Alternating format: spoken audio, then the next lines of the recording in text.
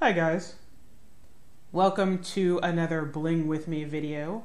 Today is Friday, January 17th. Sorry, not January 17th.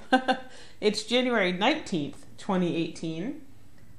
And I'm doing another video to add to the list of those you could possibly watch if you're joining in the Friday Off the Grid Stitch-In. Or watch whenever you feel like watching it. You don't have to be a part of the Stitch-In to watch these, obviously. Some of you may not be cross-stitchers. You may just be interested in diamond painting, in which case, you are certainly welcome to watch these as well. How am I going to stop you, right? How are you guys doing? I have tried to do a slightly different setup for this. It's still not a great angle, so I apologize for that. I am going to look into getting a tripod, so this is easier to do. I can put the camera at an angle that will work for both of us. But for now, this is what we have. So this is what we're going to work with today. I am working on the mini Divine Instinct again. You'll see that I haven't done a lot of progress. I added, you remember, I hope you remember, that we finished this block, this partial block anyway, last time, and you'll see that I've got just the beginnings, or I guess 3/4 of the next block on the fifth row on this pattern. So that's what I'm working on. Hopefully I will finish this one, and I might even finish a second one before this video is done. That'd be good. It'd be nice to have a little bit more progress than we had last time. I'm gonna move the pattern over to this side. And I'm going to try not to put it somewhere where I can still read it, but you can't see it. Because, as we all know, we don't want to share patterns for free. I don't think a glimpse is going to hurt anything if you happen to get one, but I don't want you to be able to read it, obviously, because that would be too much. So I asked, but I'm going to ask again. How are you guys doing? I hope that... Obviously, you can't answer that question because we're not actually having a conversation, but you can answer in the comments. I hope that 2018 has been kind to you so far. For me personally, it hasn't been so bad. It's been cold. Now, I should qualify that, I guess. I do live, as I have said in other videos, I think I said even last time, I do live in California, so cold is relative. We are not getting the -17 and wind chill factor and all that kind of thing. But it has gotten down into the 30s here, and that is cold for California, at least where I live in California. Also, it's all relative, right? If you're used to 60s and 70s and a relatively consistent temperature for a particular part of the year, then when it's 30s and 40s, that's cold. So I'm not trying to compete with anybody for coldest living conditions. I truly feel for those of you who are in blizzard country or who have been struck by the, what they call it, the bombogenesis, the giant storm that went down the East Coast. I feel for you. I'm sorry if you are or were snowbound. I am sorry if you were without power during any of that and, trying to figure out ways to stay warm. My mother lives on the East Coast, and I just talked to her recently, and she was saying that they had snow in Virginia. Now, she lives relatively close to the North Carolina border, so she's not super north, but she was mentioning that they had some snow and that it was extra cold where she was, so I am having trouble with diamonds today. I don't know if you can tell, the diamonds are a little crooked today. This is because they're on the border. I mentioned last time that some people like to put a ruler down in order to make sure that their edges are nice and straight. I don't do that because I don't tend to worry about it, but I do like to be able to fit diamonds in where they're supposed to go. I don't know if you heard that, by the way, that little click. That is the click that I was talking about in the last episode. It's sort of a satisfying kind of sound in that it means that your diamonds have seated properly, that they're actually sitting down and they're lined up and that kind of thing. Yeah, the edge of this is a little wiggly, but I'll go back and fix that before I finish the square. Anyway, my mom was telling me that it was cold in Virginia, and let me count for a second.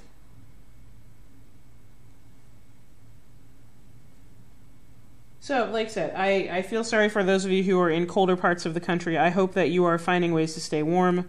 I hope that the cold snap, or the cold wave, whatever you want to refer to it as, ends soon and we're back to a normal, haha, where's my hand? No, that's not it. It's right there. Normal winter. Meaning, you know, regular degrees of cold as opposed to extra cold.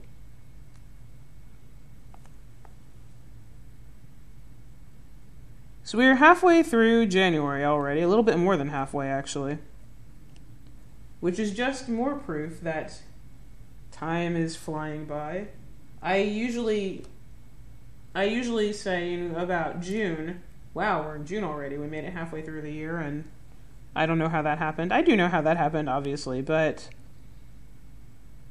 it seems like the years go by faster and faster. I think that's a factor of getting older. Well, I know that's a factor of getting older. But it's a little bit freaky when you realize how fast time goes sometimes. There is your philosophical thought for the day. Time flies when you get older. If you didn't know that, now you do. If you did know that, I hope you're shaking your head and laughing at me because that was a silly thing to say.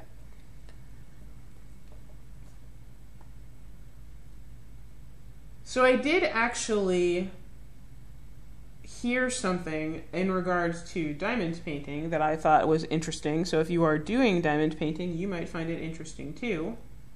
And that is that somebody, and I don't remember who it was, I apologize if you happen to watch this video and I don't give you proper credit for being the one to make this discovery announcement. But somebody in the, I think it was in the Hade diamond painting group, mentioned that she is a librarian and she has a diamond painting kit that she works on breaks at the school where she works, and that she was trying to find a way to seal the diamonds. Now, people have talked about, what do you do with a diamond painting when it's finished? You know, how do you frame it? Do you put it on a canvas and hang it on the wall? Do you put it in a bin like a lot of us cross-stitchers do and just wait until you've got an idea of what you want to do with it? I have seen quite a few people actually frame them just like a cross-stitch pattern, a completed cross-stitch pattern. You know, behind glass, in a frame, hung on the wall, that kind of thing. Some people feel that that sort of dims the sparkle on the tiles, and so they prefer not to do that. I will eventually, and I keep saying I'm going to do this and I still haven't done it, so apologies for the constant delay. I will eventually finish one and put it on a canvas. I don't feel like they need to be under glass because, to the best of my knowledge, if you get the tiles sealed or stuck down properly, they don't just randomly pop off. They're not going to fall and litter your floor or anything like that. So I will eventually do a canvas finish, and I'll show you that, obviously. But this woman said because she works in a library, she has access to book glue. And so she used book glue to seal her tiles to make sure that they don't fall off the canvas. And that it worked really well, that the canvas remained flexible, meaning you could roll it and fold it, or if you needed to for storage purposes. And that it didn't actually diminish the sparkle, which is part of the problem people have found with trying to seal the tiles, is that some of them dim the sparkle. Something like Mod Podge or model glue or anything like that, varnishes, that kind of thing, they definitely seal the tiles, meaning the tiles are not going to pop off your canvas after you've done that, but they do sort of rob the tiles of the sparkle that's cut into the facets. So you do still get sparkle. You do still get sparkle, especially if you use a glossy Mod Podge, for instance. But these are not seated properly. And I can feel them by running my finger over them. I can feel them sticking up. But you do kind of lose some of the sparkle, even though you use a gloss Mod Podge. You get a one angle sparkle then. So the light no longer really gets to the tiles, and it you don't get the twinkling effect that I showed you in another video, where when the light source moves, or the angle of the light moves, you get to see different facets of the tiles. Does that make sense? So if you put a varnish on it, you tend to only get the shine from the varnish, meaning it covers the facets so the tiles don't catch the light the same way. It's difficult to explain, really, but hopefully that makes a little bit of sense if you've ever seen one of these tiles. So this woman said that book glue works and that the shine is not diminished. You still get the sparkle. You can still do whatever you want to do with it when you're finished. So that's something to try out, I guess. I don't know exactly where you can get book glue. I'm assuming that you can buy book glue if you're not a librarian. To be honest with you, I didn't research it. I probably should have before I mentioned that. But it's an option.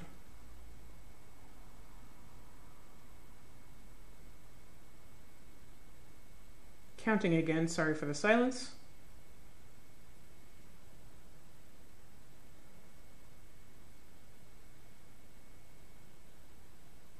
Oh, and I'm looking at the wrong symbol. That's why that doesn't make sense. Okay.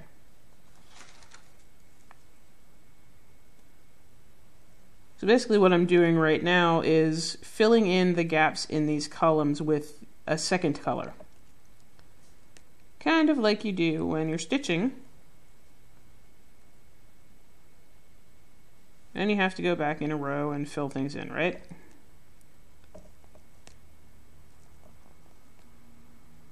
For whatever reason today, I'm having trouble seeing these though, so I feel a little awkward. There was that pop again.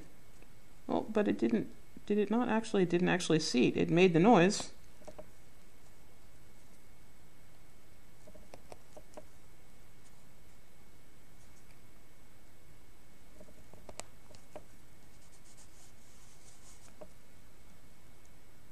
This is the peril with doing something that has two shades of blue that are as close as these two are. It's...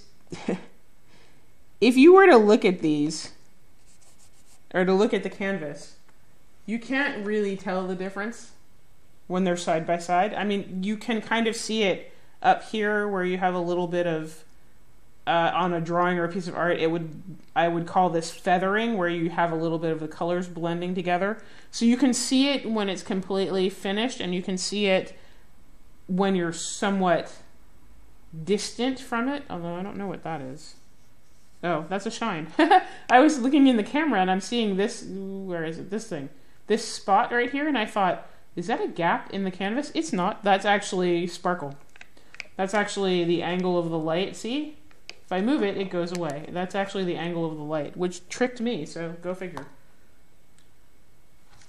But you can't really see the difference between the blues down here or when you're picking up tiles, so it's one of those things where I have to kind of be pretty careful about where I put them, because if I put them in the wrong place, I'm not necessarily going to know because they don't stand out. Right, so what else was I going to talk about today? I was going to borrow from Carolyn's videos. Carolyn and Ginger Gerald. I am still behind. I'm usually behind on videos. I'm catching up. I think I'm about 10 days behind, as opposed to being a month behind, as I usually am. Or more. More than a month happens too. But in their videos from a couple weeks ago, both Carolyn and Ginger Gerald talked about the other crafts that they do. If you have watched any of my other videos, you know that I claim to be a magpie. I am easily distracted, as Caroline is, by shiny things. And that means that I'm usually distracted by all sorts of crafts. I want to try everything. So, on top of doing diamond painting, or in addition to doing diamond painting, and doing cross stitch, I also crochet. I also knit. Crochet you will have seen. If you've seen other videos, you've seen my dragons. I do work with plastic canvas, making tissue box covers and little figurines and seasonal hangings and things like that. I've shown a couple of those. I do knit. I might have said that. If I did, I apologize for repeating myself. If I didn't, there you go. I knit too.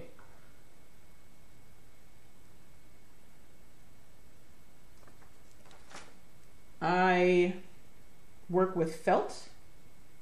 So if you have seen any of my ponies, I sew felt pieces together and make little figures and toys.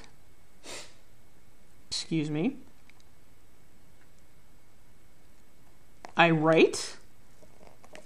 I am a published author, not traditionally published in that, I don't have books in bookstores that you can go and buy. I do have books that you can buy online.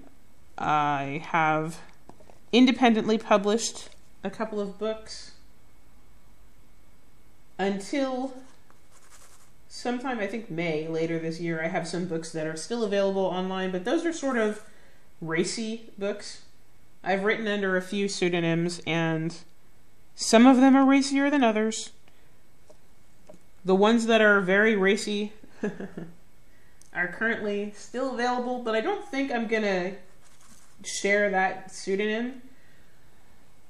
If you're desperately curious about them, you can message me on YouTube and I will let you know what they are, with the caveat that I'd prefer you don't tell people that pen name. But I don't write those books anymore, and later this year those books are going to be out of print, meaning the company that they are published with is going out of business, unfortunately. So much as I love the company, the books will no longer be available, and perhaps at some point I will rewrite them and release them again. I don't know, but anyway, I write as well. I sew. I do reenactment, so I do Ren Fair. And what else do I do? I tat. Caroline talked about trying to teach herself tatting. I did teach myself how to tat. I did needle tatting, though, as opposed to shuttle tatting. Shuttle tatting is beyond my brain's capacity to understand, to grok. I don't get it. Needle tatting I can do. Shuttle is too fiddly and too complicated. I spin. If you follow my Instagram, I spin roving wool fiber into yarn. I am also an independent dyer. I did have a business for a while. Technically, I still have it. I did have a business for a while of dyeing wool roving to be sold to other, and yarn to be sold to other spinners and knitters. So, I'm kind of, much as I'm a magpie in general, I'm kind of a craft magpie. I kind of want to do everything. I also have a loom, although mine is a rigid heddle loom, which sits on top of a table. It's smaller than even a table loom, like a 4-harness table loom, like Caroline mentioned. It's relatively small. I have not figured out how to use that one effectively, really. So that's something that I kind of want to look into. I have a friend who does weave, and she has offered to teach me how to use it properly.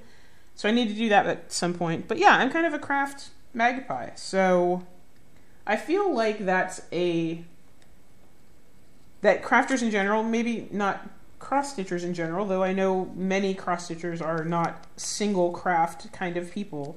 I feel like crafters in general tend to be pretty flexible and curious and interested in doing other things than the craft that they might currently be focused on.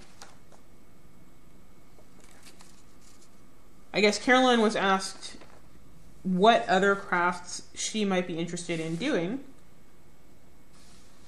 I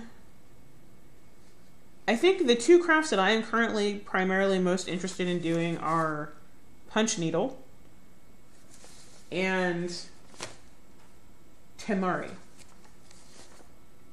I have bought the tools, excuse me for dropping things and making random noises. I have bought the tools for punch needle except for the fabric. So one day that will happen. I will experiment with that. Temari is something that I have the tools, that I could do it.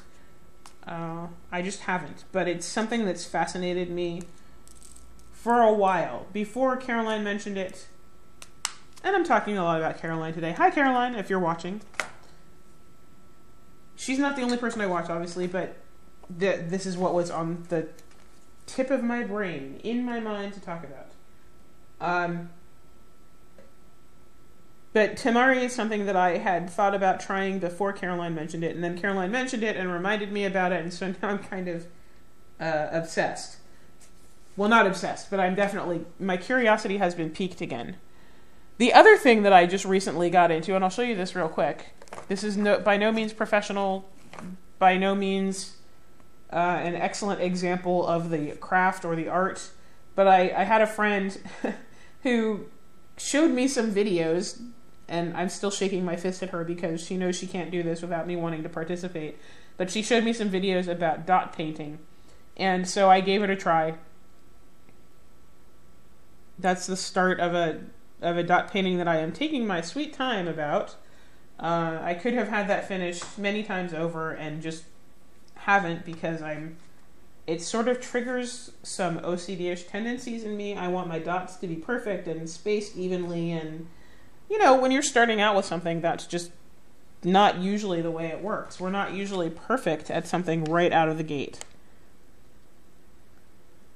So I'm taking my time and going slow and trying to be... I got myself stuck to the canvas. Trying to be forgiving with myself about not being perfect right away. But it does kind of frustrate me, so...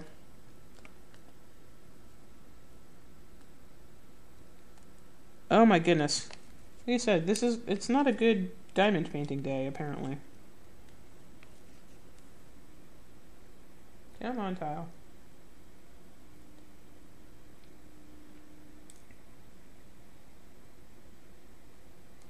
But I'd love to know if you're like me and you are multi-craftual, as I have called it before. If you are multi-craftual, what else do you do? What else are you interested in doing?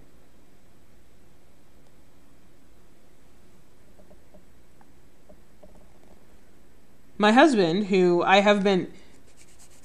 mentioned to my husband that my subscriber numbers had gone up, and thank you for that, by the way. If you have come here because of the Friday night stitch-ins, if you have come here specifically because you're looking for diamond painting, and you are new, welcome, welcome. If you have come over from my cross-stitch videos, my floss tube videos, and you're checking out a new craft, welcome, welcome. If you have been here before, welcome back.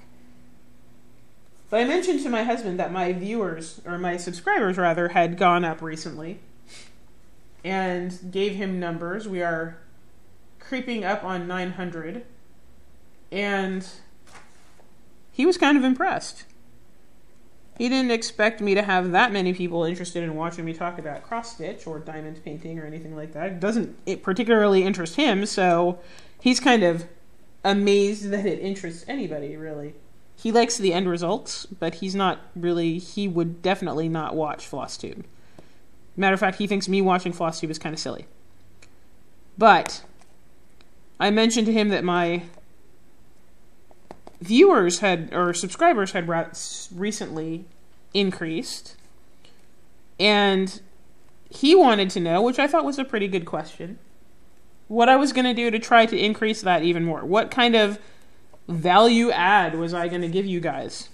What would I do that would make sure that you guys keep coming back and keep watching and participate and that kind of thing? So I'm going to pass that question on to you because, to be honest with you, I couldn't think of anything in particular that I could do that was different than anybody else has done. I'm already doing diamond painting as opposed to cross-stitching, so that's a little bit different, obviously.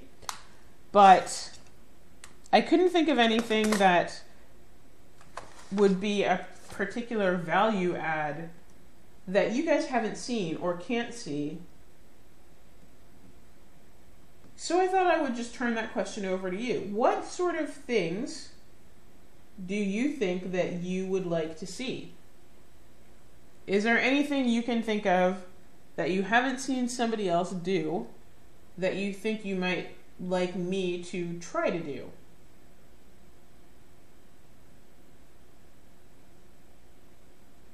Now, I don't have the most high-tech of recording systems. Obviously, as I keep talking about the fact that I need to get a tripod. I don't have excellent editing software, so I can probably figure out how to put graphics and music and that kind of thing in these videos, but I wouldn't expect anything particularly fancy because I'm not that video savvy. I have done, in the past, I have done things like Twitch streams of doing diamond painting. So I'm willing to do those. Although I just said on the group today, and I believe this, I'm not really a fan of live videos, particularly where you talk with people who are watching the video at the time.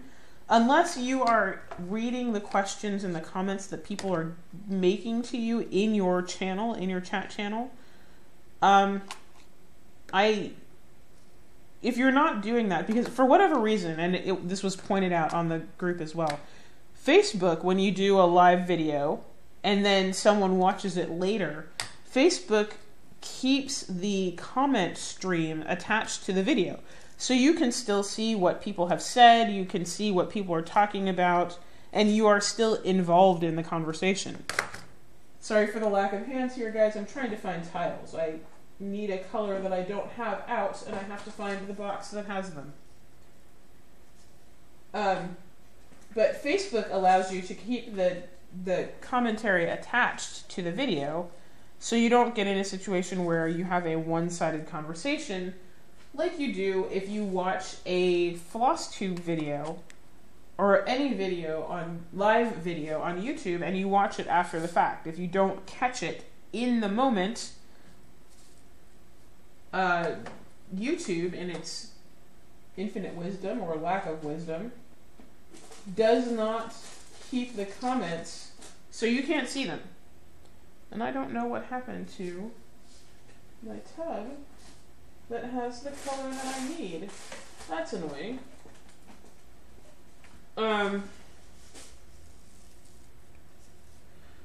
So I don't really want to do live YouTube videos. I mean, I can, and I can make sure that I read questions and things like that, but I don't know. I feel like I'd be kind of a hypocrite if I suddenly started doing live videos when I said I don't like them. But I have done Twitch streams before. But, you know, if you can think of something that you would like to see me try to do, then let me know and I'll give it a try. Wow, this is frustrating. I need that one tile. You see this one space right here? This one, not the one up here in the corner because that's sparkle again. But this blank space, I need that one tile. And I have to find the color for that one tile. Oh, there it is. Look, the law of the internet has succeeded again. And the law of the internet being, if you complain about it to other people, the internet gods or the internet powers that be or whatever you believe in will happily give you an answer. Now, you might not like that answer, but it's sort of the rule of, you know, your husband or your significant other or your kid or whoever is not where they're supposed to be. They were supposed to check in an hour ago or 3 hours ago or whatever, and they haven't done it, and you're starting to worry a little bit. The law of the internet kind of says if you go online and you post about it on your Facebook page, or you talk about it in a chat room or something like that, and you say, I don't know where my husband is. He was supposed to check in 3 hours ago. He hasn't done it, and I hope he's okay. Generally speaking, and I've found this to be true, and it might be a collective hive mind, it might be, I don't know what it is, but it tends to be true that if you say something about it, just within the next 5 or 10 minutes, you will get an answer. You'll either get a text message or a phone call, or your husband will come home, or your child will come back from wherever they were that you didn't know about. It's a weird thing. It's happened several times, and I always find it curious that it works out that way, but it does work. So, if you're ever missing somebody that's supposed to be arriving for a visit and they're late and they haven't told you where they are, just, try posting it on your Facebook. Waiting for a friend, they haven't gotten here yet, and you never know, they might show up in the next 5 minutes or call you or something. So I love this. I said earlier that I was talking about the feathering up here, where you see like speckles of darker color in the lighter color. I love the fact that while you're looking at the canvas, like when I look at this canvas, because I'm looking at it from a different angle than you are, I can't really see this swoop of color, so that I can see this. I can see the ear, because this is enough of a contrast, even at the angle that I'm at, that I can see it. I don't see it as clearly, but I can see it. But this swoop here, of the lighter blue in the navy blue, I can't really see that. So it's kind of cool to look at the screen, the computer screen, and see what you guys are seeing, and see that there is a marked change in color, and you can actually see what's in a stitched pattern. So this is just going to be sparklier, obviously.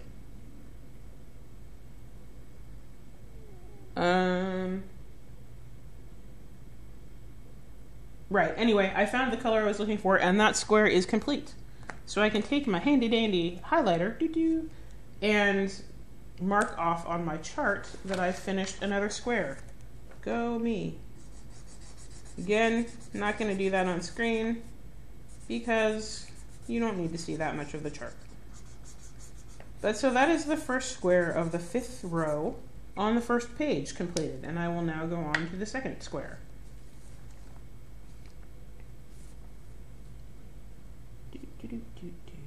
What color is that? That color is 3750. 3750. A oft used navy blue. We all know 3750, don't we? I only need 2 tiles of that color. And of course, when I pick up tiles to get 2 tiles, I got like 12, but that's okay. They can be put back in their box. So here we go. Square number 2, block number 2, section number 2, on the 5th row, begins with 3750.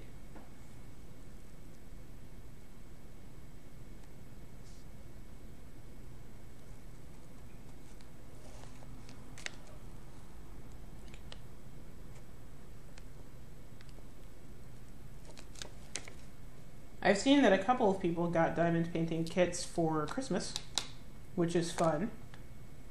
I think Colden was one of them, I think. She didn't ask for a diamond painting kit. I think she's the one that said it. Somebody said it recently, that they got it from their parent, who saw something that looked like stitching probably and thought, well, that looks like a good present. Not understanding that what they were giving was not actually stitching. But for those of you watching, have you tried diamond painting? I know some of you have. Does watching diamond painting videos make you more or less interested in trying out the craft?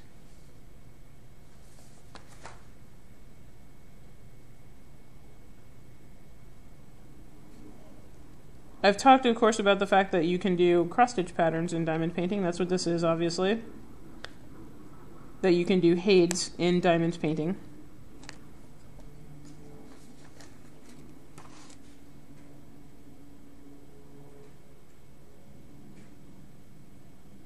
Have you bitten the bullet? Have you decided that you're going to give it a shot? Have you joined the group and taken a look at what's out there already? There are people working on some pretty spectacular patterns. Haid patterns, in my opinion, are pretty spectacular when they're completed, no matter what medium you happen to do them in. But I find it pretty interesting to see what people are doing with their diamond paintings and how they're turning out and how they translate.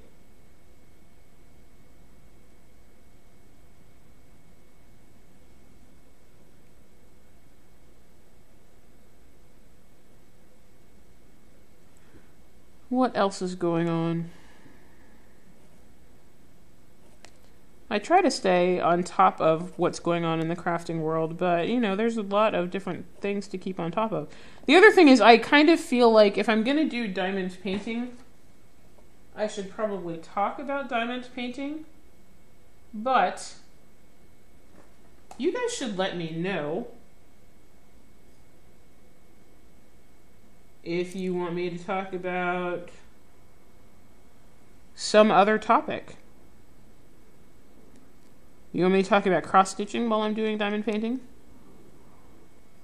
Or crocheting, or whatever else I happen to be working on at the time? I know we are interested in learning more about each other, learning more about each other's lives. When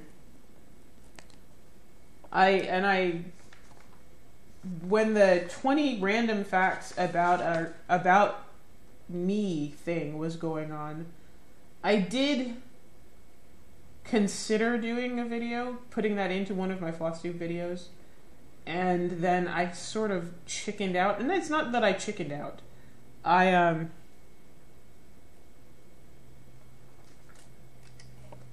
just couldn't think of 20 things, and then I sort of thought, do you really want to know 20 random things about me?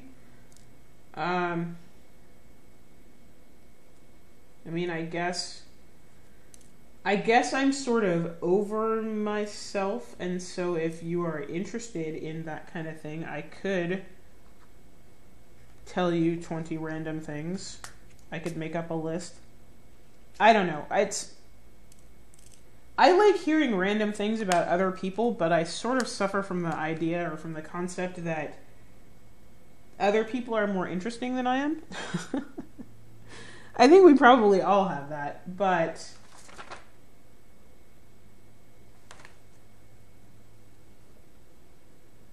I don't know. I guess I figured people might not really want to know 20 random things about me. I have lived all over the place. I have done a number of things. I am not only a magpie in crafting, but in my life entire, so you know the question you get asked when you're a kid, what do you want to be when you grow up? Well, I thought I had it down.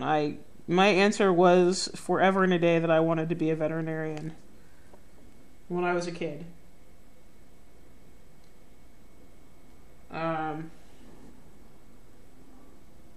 And there's a part of me that still kind of wishes that I had become a veterinarian. I did work as a vet tech for a while. I do love animals. And not only the common animals, as you know. If you have paid any attention on this channel, you know that I have snakes, which is not a common, well, it's common, but it's not super common like cats and dogs to have as a pet. But I am not a veterinarian. I have never been an actual veterinarian. Like I said, I worked as a vet tech, but I didn't go any further than that. But I've done a lot of things. Been an EMT. I was going to be a sign language interpreter at one point. And I wanted to do medical interpreting. have been a writer. Like I said, I worked in the computer industry. I was in tech support for a long time. I have done a lot of theater, so I was going to be an actress at one point in time.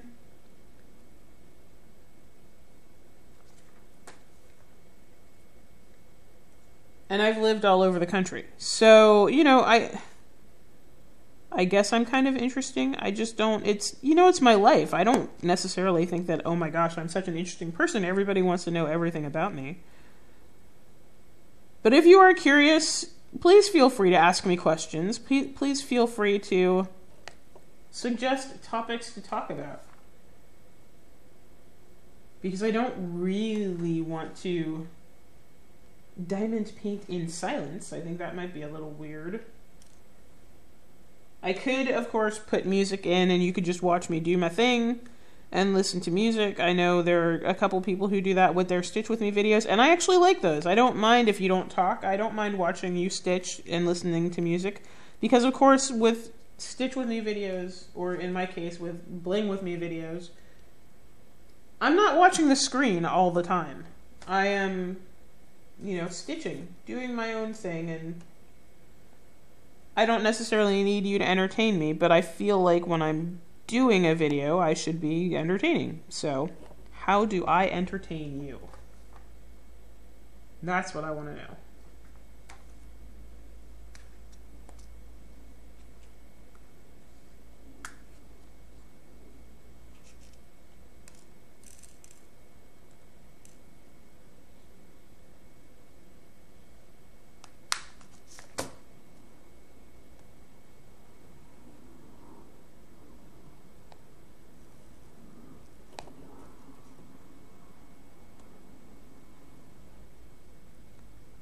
Well, at least doing this has sort of warmed up my mojo, my diamond painting mojo. I don't feel as awkward as I did when I started, so that's a good thing. As a result, I sort of feel like the diamonds are behaving themselves more for me, so that's a good thing too. Did I get all of that color put down?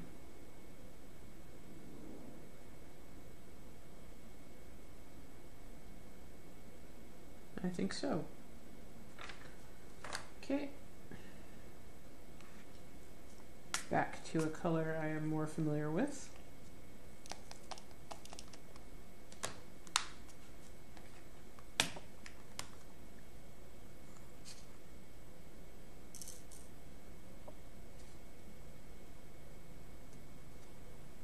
Well, there's a question. Do you have a favorite season?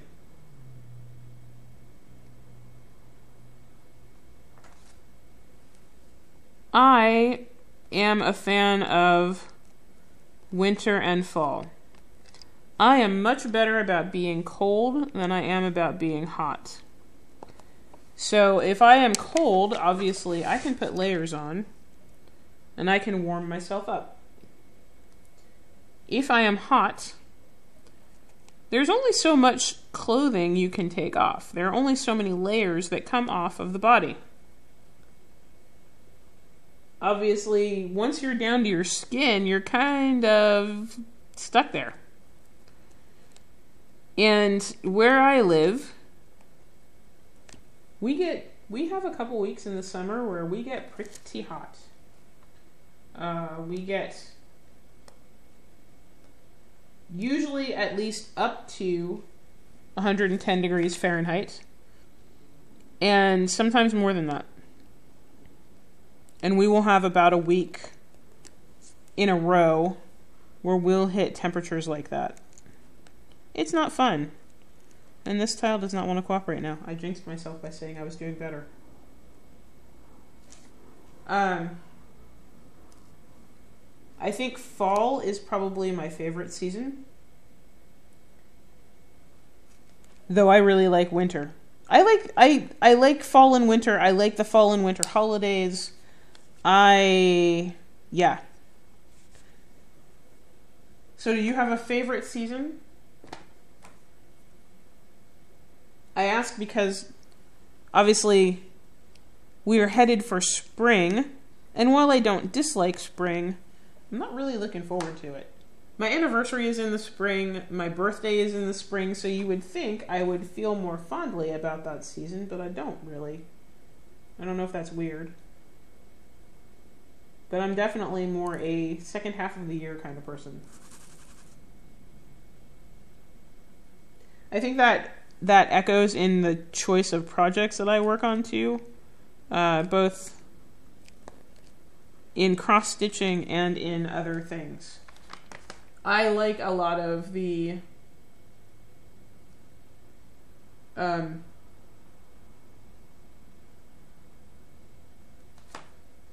fall patterns, fall and winter patterns.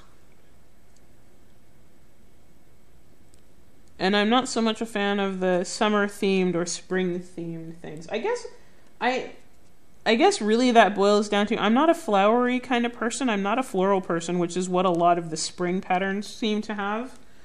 And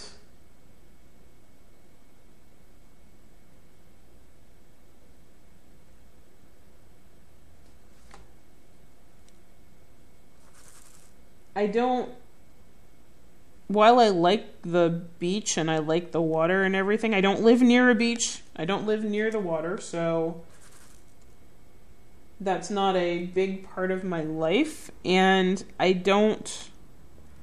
am less fond of the ocean than I used to be. I'm less fond of those things. So I'm not particularly inspired by summer things. I don't garden. I don't picnic. So I don't know. I guess I just don't identify with summer as much as I do with other seasons.